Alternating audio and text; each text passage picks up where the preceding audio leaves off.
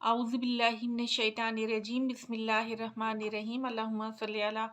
मुहम्मदिन व आलि मोहम्मद। अस्सलाम वालेकुम सामईन नाज़रीन, आज की इस क्लिप का आगाज़ में सूरह निसा की आयत नंबर 59 से करूँगी कि अल्लाह ताला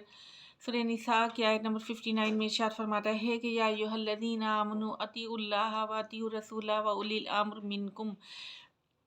ए ईमान वालो, अताअत करो अल्लाह की, उसके रसूल की और उलिल अम्र जो तुम्हारे दरमियान मौजूद हैं उनकी अताअत करो। अब आज की इस क्लिप में मैं अताअत रसूल के सिलसिले में कुछ कॉन्सेप्ट को क्लियर करूँगी। सबसे पहले तो ये कि उलिल अम्र कौन है। उलिल अम्र के बारे में क्योंकि मुख्तलिफ़ मकतब फ़िक्र से ताल्लुक़ रखने वाले मुतरजमीन और मुफस्सिरीन ने क्योंकि मुख्तलिफ़ मतालिब बयान किए हैं, हमारे अहले सुन्नत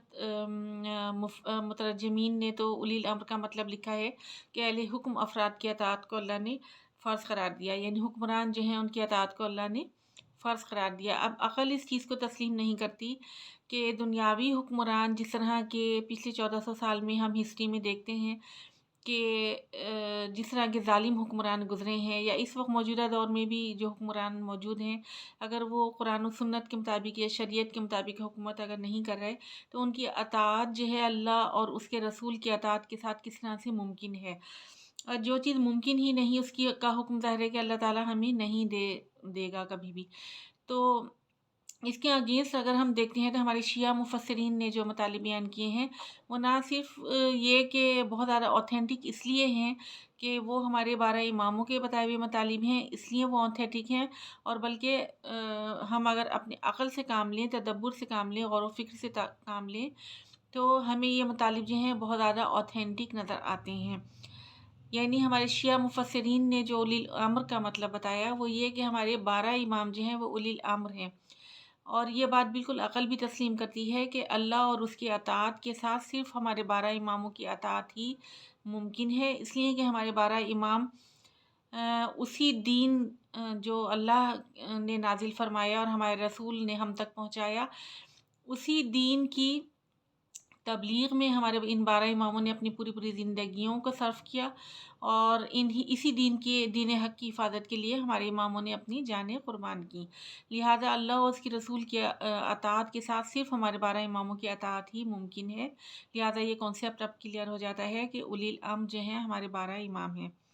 उसके बाद कुछ उलझनें और जो लोगों के ज़हनों में अताअत रसूल के बारे में है वो आज मैं इस क्लिप में ये कॉन्सेप्ट क्लियर करूँगी कि आमतौर पे होता ये है कि जब हम अपने हमारे ज़ाकिरीन हैं वो जब फ़ज़ाइल बयान करते हैं रसूल आले रसूल के कि अल्लाह ने इन मुक़द्दस हस्तियों को अपने नूर से ख़ल्क़ किया और अपनी सिफ़ात इनमें वदियत की और मोइज़ात इनमें वदियत किए,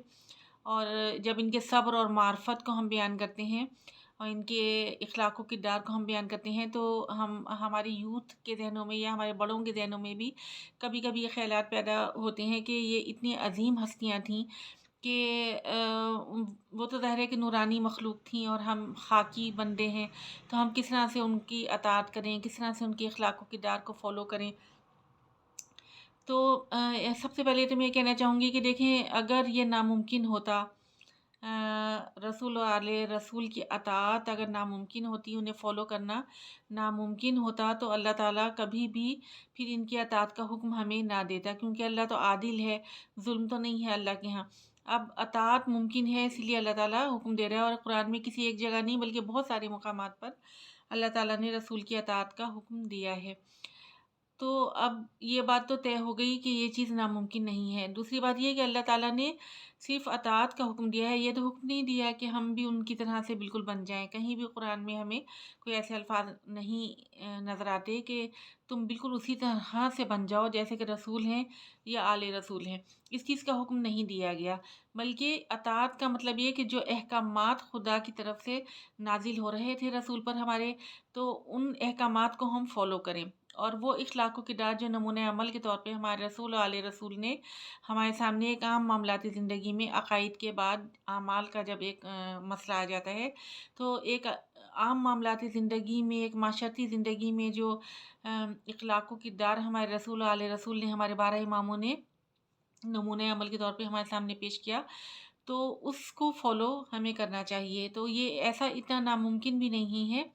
اگر کوشش کریں، اور اللہ تو رحمان و رحیم ہے، اگر ہم کوشش بھی کریں گے اپنے عمل کی اصلاح کی، یا رسول و آل رسول کو فالو کرنے کی ہم کوشش بھی کریں گے، تو اللہ تعالیٰ اس کوشش کا بھی ہمیں اجر عطا کرے گا۔ اور کچھ نہ کچھ ظاہر ہے کہ جب کوشش کریں گے، ہم نیت کریں گے، ارادہ کریں گے، تو کچھ نہ کچھ پھر فالو کرنے کی کچھ نہ کچھ ہمارے عمل کی اصلاح جو ہے وہ ضرور ہوگی، اور جب ہم کوشش کریں گے تو پھر اس کا بھی اجر ہے۔ اچھا، دوسرے یہ کہ ایک کانسیپٹ میں یہ کلیئر کروں گی کہ جیسا کہ بعض اوقات یہ بعض ہمارے ذاکرین جو ہیں غلو کی کنڈیشن میں کچھ اس طرح کی چیزیں کہے جاتے ہیں کہ ہمارے رسول اور آل رسول کی پیدائش جو تھی وہ ایک عام انسان کے نام سے نہیں ہوئی تھی، بلکہ نور کا اچانک ایک ظہور ہوتا تھا، اور وہ معرض وجود میں آ جاتے تھے، اور ایک نوزائیدہ بچے کی طرح سے وہ اپنے مادر کی گود میں آ جاتے تھے۔ تو یہاں میں تھوڑا سا اس کانسیپٹ کو کلیئر کروں گی کہ دیکھیں، جب اللہ نے نمونۂ عمل بنا کے بھیجا ان مقدس ہستیوں کو، تو ان کی تخلیق جو تھی وہ ایک عام انسان کی طرح سے ہی ہوئی۔ ولادت جو ہے ایک عام انسان کی طرح سے ہوتی تھی، اس لیے کہ اگر اچانک نور کا کوئی ایک حویلا سا نمودار ہوتا،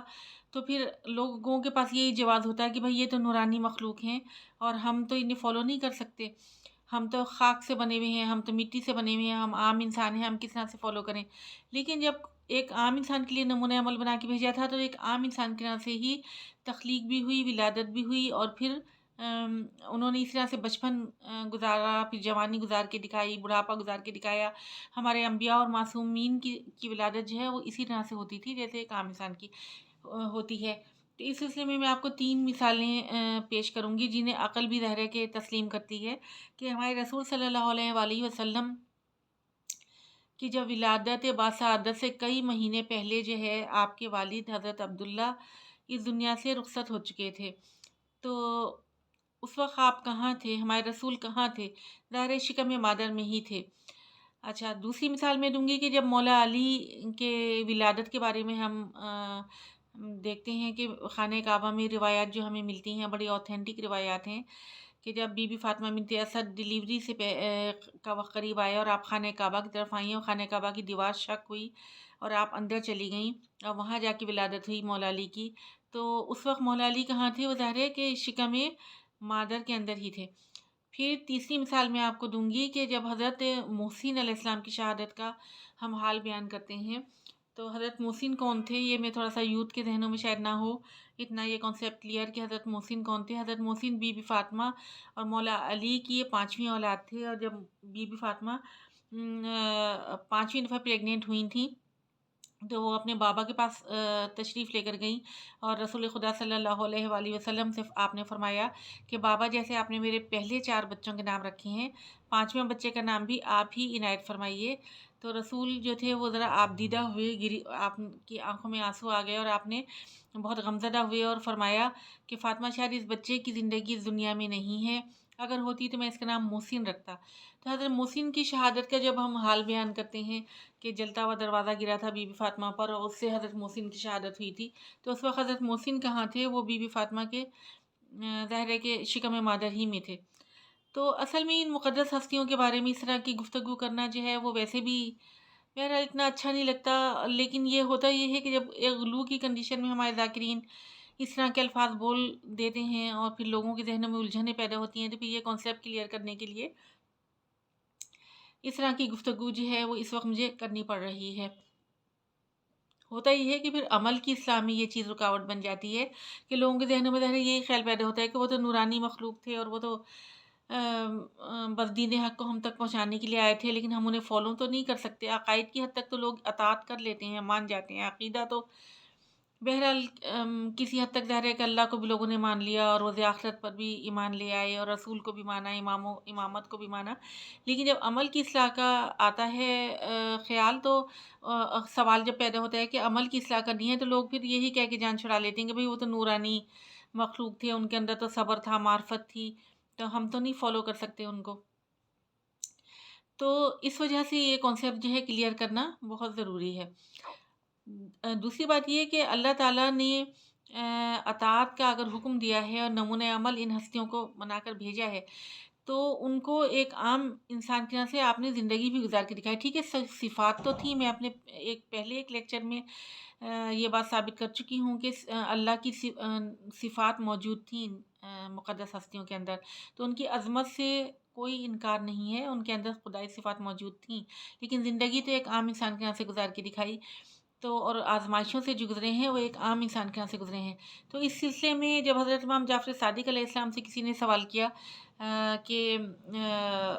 یا امام، یہ جو ہم سنتے ہیں کہ ہمارے رسول اور آل رسول کو خدا نے معصوم عن الخطا پیدا کیا اور پھر نمونۂ عمل بھی بنا کر بھیجا،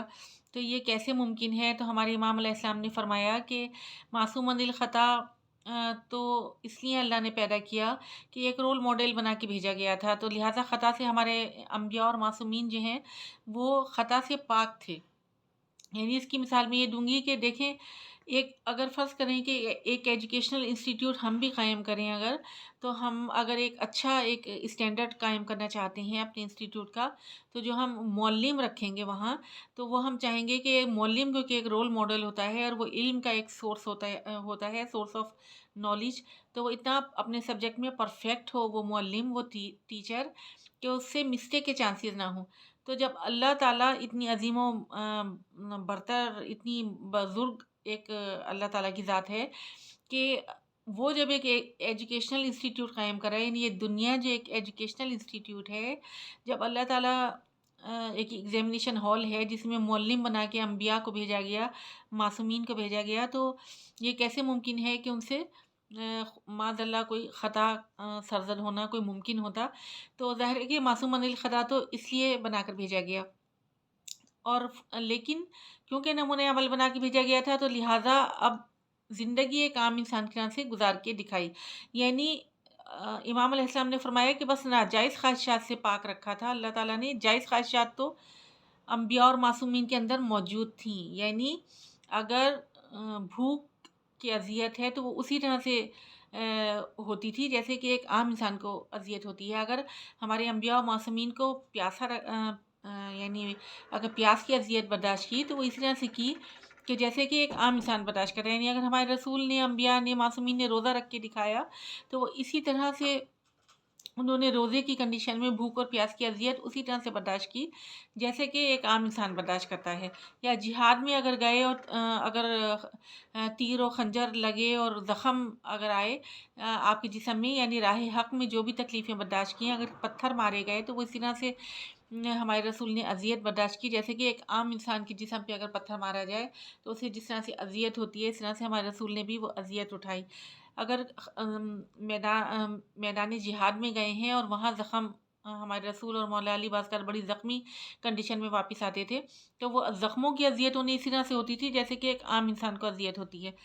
تو یعنی یہ کہ یہ ایک زندگی تو ایک عام انسان کی طرح گزار کے دکھائی نا، تو فالو کرنا ان کے اخلاق و کردار کو وہ ایک عام انسان کے لیے ناممکن تو نہیں ہے نا، ممکن ہے. اس لیے کہ اگر ناممکن ہوتا تو اللہ کبھی بھی فالو کرنے کا حکم ہمیں نہ دیتا. تو یہ ایک کانسیپٹ جو ہیں وہ کلیئر کر لینے چاہیے، اس لیے کہ عام طور پر عمل کی اصلاح میں یہی چیزیں رکاوٹ بنتی ہیں. اس لیے آج کی اس کلپ میں نے ان کانسیپٹس کو کلیئر کرنے کی کوشش کی. نیکسٹ کلپ تک کے لیے اللہ حافظ.